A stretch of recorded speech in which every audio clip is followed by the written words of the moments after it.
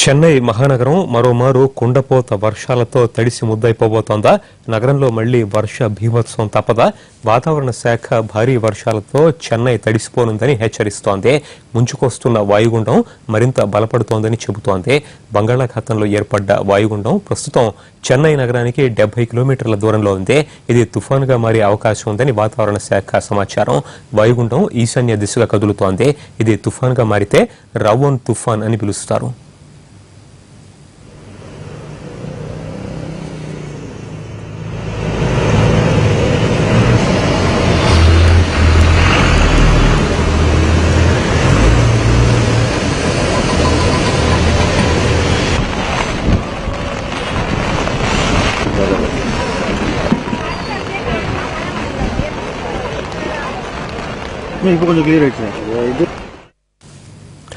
భారీ వర్షంతో చెన్నై తడిసి ముద్దైంది. ఎడతెరిపి లేకుండా కురుస్తున్న వర్షాలతో రోడ్లన్నీ జలమయమయ్యాయి.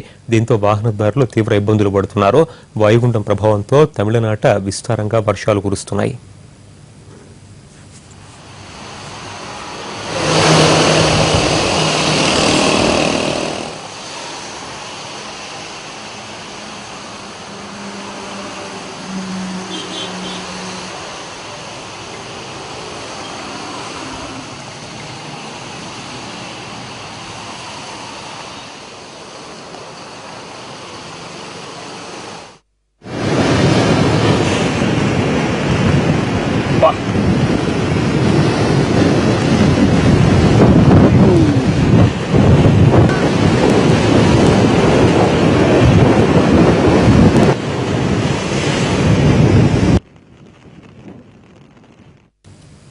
వాయుగుండం ప్రభావం ఆంధ్రప్రదేశ్ మీద కూడా తీవ్రంగానే ఉంది. దక్షిణ కోస్తాలో భారీ వర్షాలు కురుస్తాయని వాతావరణ శాఖ హెచ్చరించింది.